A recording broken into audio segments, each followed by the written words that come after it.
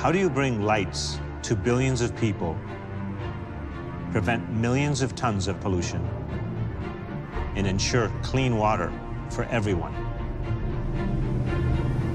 Watch. Every single one of us has the same basic needs: lights, health, water. Yet half the world lives without these fundamentals.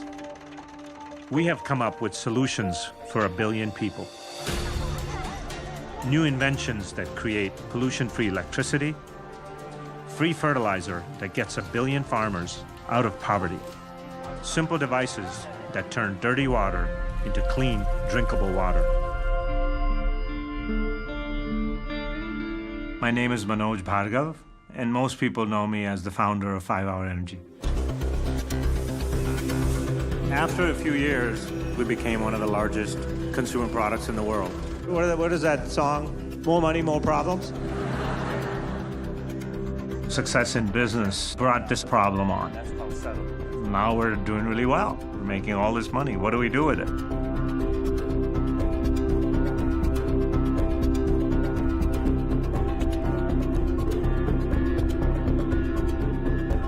I was taught if you have wealth, the duty is to help those who don't. So we went out across the world and said, okay, let's do something for people that have less. So we have this invention shop called Stage 2.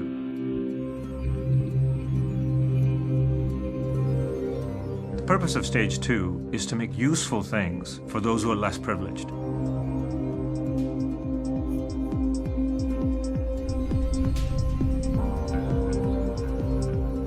We get to work on some really cool projects here, things that can truly have that global footprint and really impact the world. Everybody in the company says, look, we're part of something a little bit bigger than just ourselves. For us to be able to do something that we really feel is going to make a change in the world on a huge level, it's exciting. It's really about the work, and the work is a great deal of fun. The problem is we have so much stuff. What do you do first? So you got to do the really big stuff first. What has the most effect on population? A couple years ago, we came out with a documentary about some things that we were working on. Now, some of this stuff is in the field, and it's actually picking up steam. The last documentary was the story of what we've been doing. This is the story of what we've done.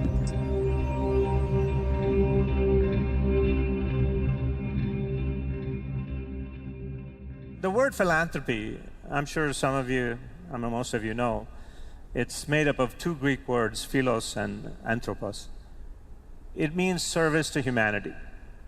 Philanthropy is for what I call the unlucky third of the world. Those who are without any resources, what do they need? That's the big question. And it was only because of my own arrogance that I couldn't come up with the answer until I went to visit. And then I realized, my God, they want and they need exactly what we do, which is to make a living. So we came up with the 3 fundamentals which define a person's well-being. And on those 3, everything else is built. And they were electricity, water, and health. If you have those 3 and you're not lazy, you'll be fine. You'll make a living. The number of things that happen once you have electricity is unending. It's what created all the wealth in the world. Most people don't realize this in rich countries, but billions of people either have no electricity or electricity 2-3 hours a day. If you can fix that, then it makes a huge difference in a person's life. A couple years ago, we worked on this process to make electricity with this bike. You pedal for an hour, and you have electricity for 24 hours. The machine is called Free Electric, and the idea is that you can be off the grid completely and never get a bill again. We went out with the bike and the basic battery to a bunch of houses in India. Lo and behold, we found out the bike itself was an accessory. What a person really needs in the villages is a light. Think about it. 7 in the evening till you go to sleep. It's just dark. You wouldn't get much done. One light bulb. Their whole evening is productive. The other things they need is to charge one cell phone. If you can just have those two things, you've really taken care of 85–90% of the requirements of a very ordinary home. One of the things that our guys came up with was something I had been against all this time. I don't know, they did it just to make fun of me. It's very possible. Billy came up with all of this stuff after I'd told Billy that I really wanted nothing to do with solar. I've been bashing solar left and right everywhere, right? One, installation costs are ridiculous. Two, nobody's gonna climb on the roof every day and clean it, so maintenance issues. Three, if it breaks, nobody's gonna fix it because you need a PhD to fix it. And so our guys took it as a challenge. So this is kind of what we came up with to make sure that we had something that was portable, almost like your own little generator, for producing power for anybody. 2 years later, free electric has evolved from the bicycle itself to a self-contained electricity manufacturing machine.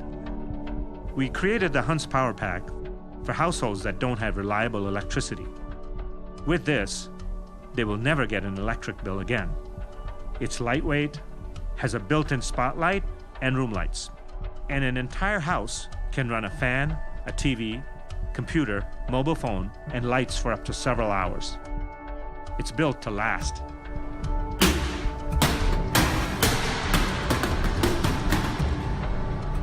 That's why it has a 12-year warranty.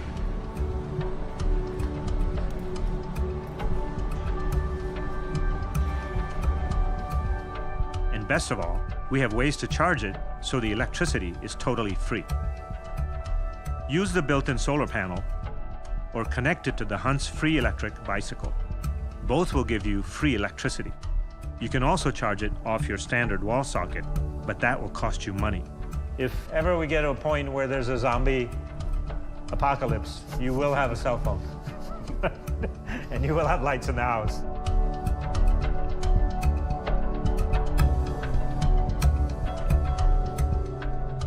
If you think you need more than this, and you take this along with something we came up with, that's one of the coolest things you've ever seen.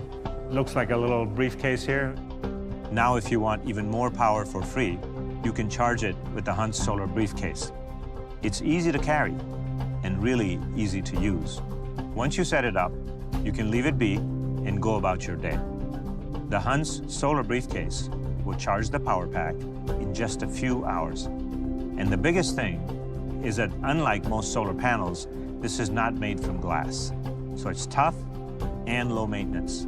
With the Hunts Power Pack and the Hunts Solar Briefcase system, you can run a lot of things and never get an electric bill. You can use it for lights, fan, tablet, computer, small TV. If you have one of these, you never get an electric bill. That's the idea of what free electric means. उसको ऐसे धूप के ये सूरज की तरफ है, ये भी करीब 3-4 किलो का है. The machine is still called free electric. We went out there and gave it to a few people. What we found out was that it was used all the time. The power pack, it's light enough where you can hang it off one finger. And it's built so if you dropped it from several feet onto concrete, it'll still work. If you've got to get on the road and it's dark out there, it's sort of a flashlight.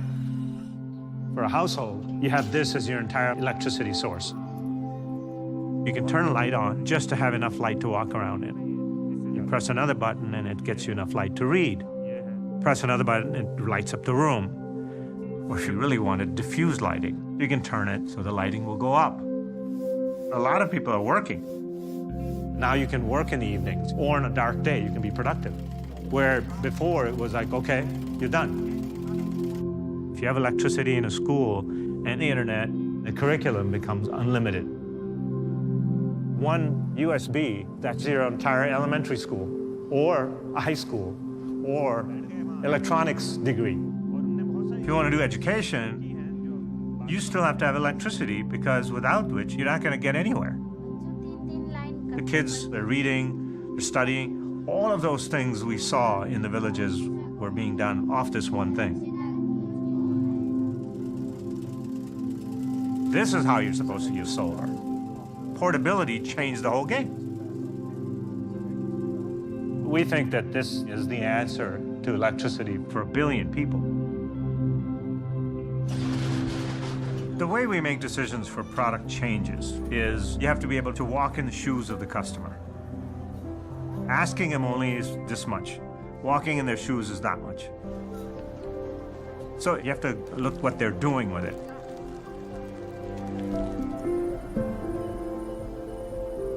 People say, okay, do you now believe in solar? I believe in a solution. If something works, I'm there. If it doesn't work, it's out. I wish I was smart enough to go right to the end. It would save a lot of money.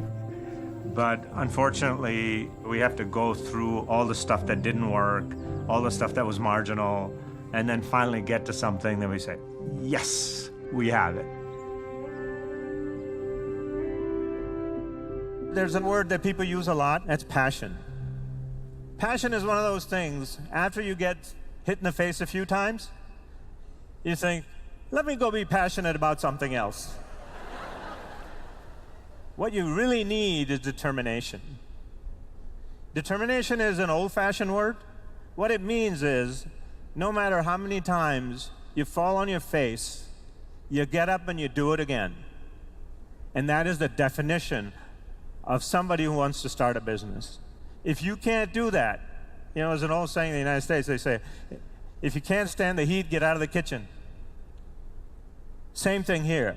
If you cannot tolerate falling on your face a few times, choose a different profession, work for a large corporation. You can get assimilated there, and you really may not have to produce anything forever.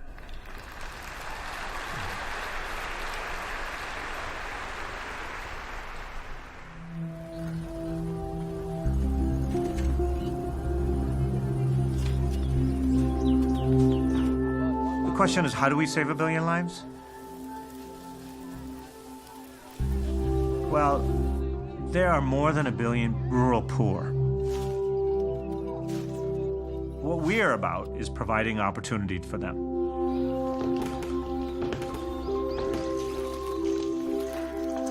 To tell them that we're going to educate you so you can write computer code is not, you know, it's not practical. What you really need to give them is help in what they were already doing. We found out the biggest thing that they knew how to do was farming.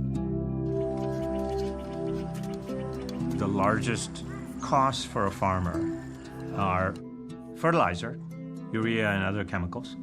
Then there are seeds, pesticides, and diesel.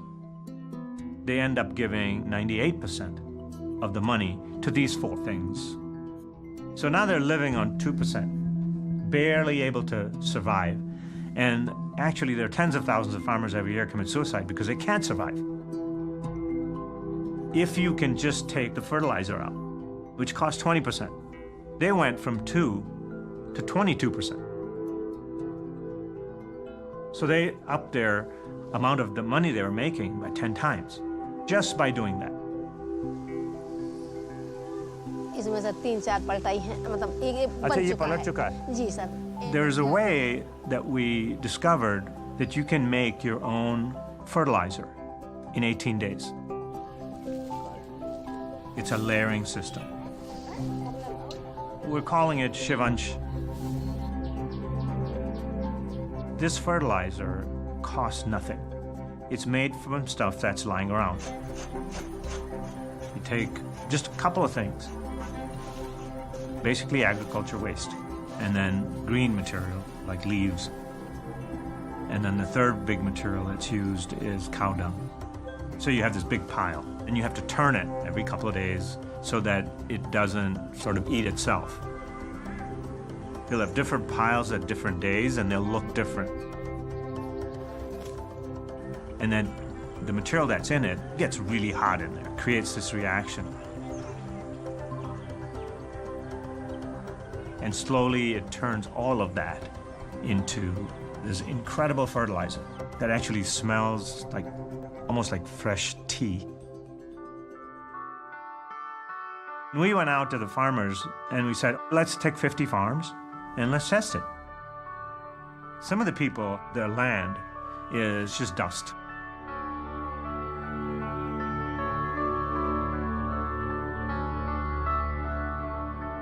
What they found out is when they put this fertilizer on their land, they get amazing amounts of produce.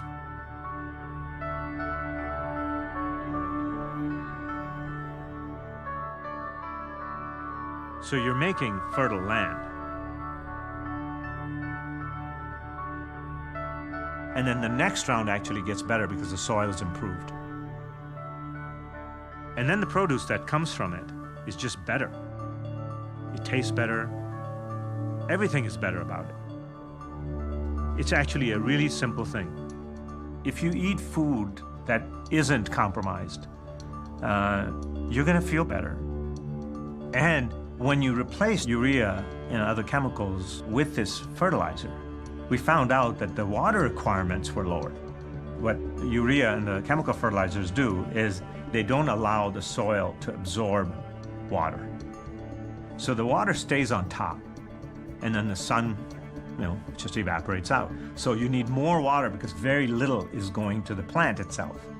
If you can cut that down by any amount, it has a huge impact across the world. Another side effect of our fertilizer technology is that instead of burning farm waste, it'll be used to make fertilizer.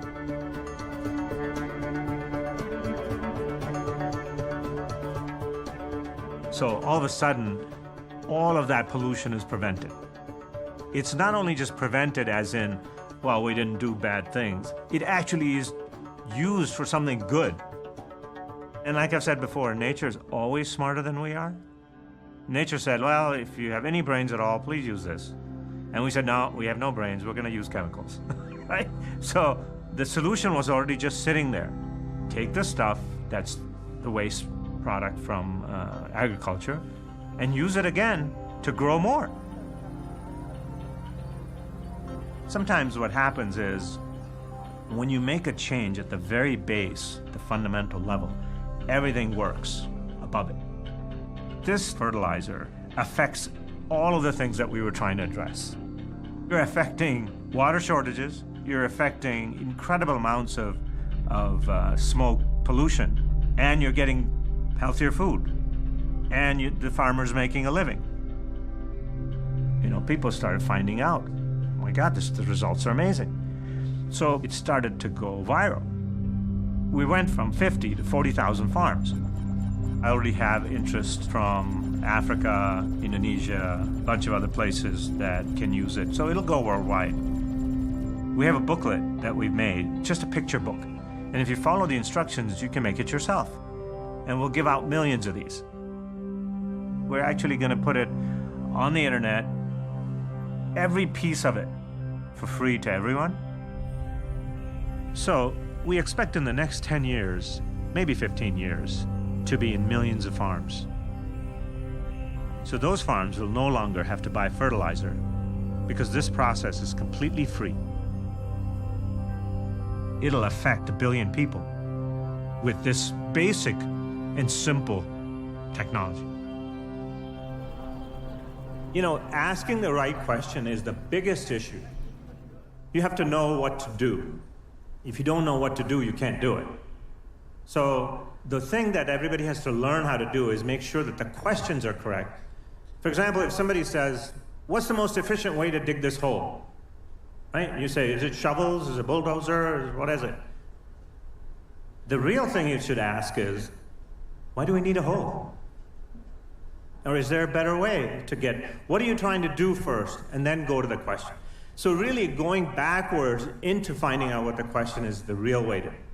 If you learn anything, it'll be that.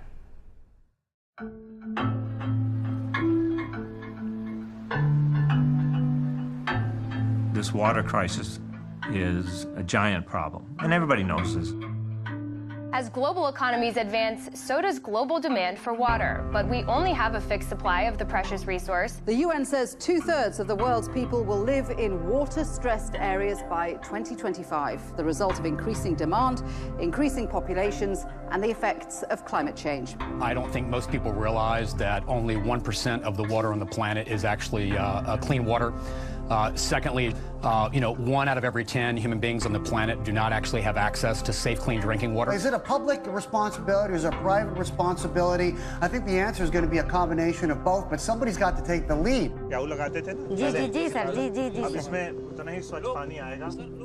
If in a village, the only water you have is water that's not really fit to drink, you can't say, I'm not going to drink water. You got to get clean water. It's not really a choice. Or you're going to be sick. More than half the population of hospitals around the world of people that are sick from bad water. Unclean water is the epidemic. All other health initiatives have marginal value. Water is healthcare. It's as simple as that. What we were working on 2 years ago was Rainmaker, which was the big unit that converted seawater to fresh water. We're still working on it, and we've made huge strides. We reduced it down in size by 75%. Even though it looks really complicated, this is after years of making it simple. Right? A couple years ago, we thought turning ocean water to fresh water was really critical. Then came along something else. There are huge pockets of people, tens of millions, 100 million, that have tons of brackish water, but they have a really hard time with getting fresh water. What brackish water is this. In a huge part of the world, when you dig a well, what you'll get is this water which is slightly salty and filled with minerals. It's not for drinking, and you can't use it for agriculture. That's what brackish water is. Sort of like seawater light. And amazingly, it's all over the world. We've figured out a way to turn brackish water into fresh water, both for drinking and for agriculture. We call it the Rainmaker for brackish water. It's basically a water filtration system we've developed for use at the village level. The whole unit is pretty small, completely self-contained, and requires very little power. Pretty much the amount you need to run a hairdryer. And it works really fast. It can process 20 to 40 liters of water per minute. The filters can last for years. And the biggest thing is that you can use this machine immediately. You just attach it to the well, and it's ready to go. The brackish water project leaped ahead of the ocean water because you just have a well, and all you do at the end of the well, you put this machine on and you're done. Some real tangible benefit that people can get immediately. Whereas ocean water, the amount of permitting required is huge. That's why it's a more practical solution in the shorter term. And then the other stuff that we're doing is called gray water machine. Gray water is basically dirty water, bacteria-filled water, sewage water, anything that's just nasty but not salt. Rainmaker for gray water. It's small, self-contained, and uses a series of filters just like our other water invention. But instead, this one purifies gray water and requires even less energy to operate.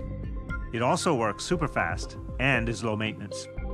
And if you don't have electricity, that's no problem. This version can be used with a manual, hand, or bike pump. The biggest thing is that this can be used immediately, and it can have a direct impact on the health of millions and millions of people right away. We've taken the brackish water machine and the gray water machine to India and deployed them to make sure that at the level of the villages, everything works.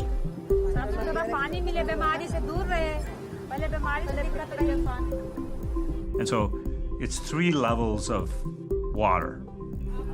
The brackish water seems to be the big one. If you can get enough brackish water turned to fresh, it delays the problem of shortage of water by several years. So if you look at a nonprofit, the problem is, since nobody has to produce anything, it's not very efficient, right? And then a for-profit model, well, I'm not interested, we have enough money. So we came up with this model, which is you run it as efficiently as if it's a real business, but then you subsidize the price to the level where you have zero profit. Well, if I can make this at zero profit, I can make unlimited amount. The ultimate goal of these products is to get it rolling across the world. That's what we need to do. Getting this fertilizer out there, getting electricity out there, getting water out there, that's all that matters. It's not something we're still in the invention shop and we're working on it. It's in the field. All of the projects that we're doing here, inventing them and making them, are going to be deployed by the Hans Foundation in India. They're the actual folks that do the work and get it out there.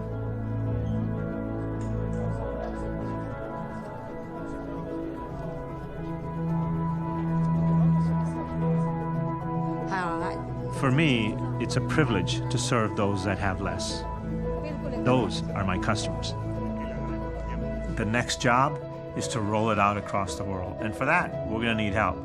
Everybody can help if they want to. It's time to stop talking about awareness and inspiration. It's time to do something. Let's do something really great.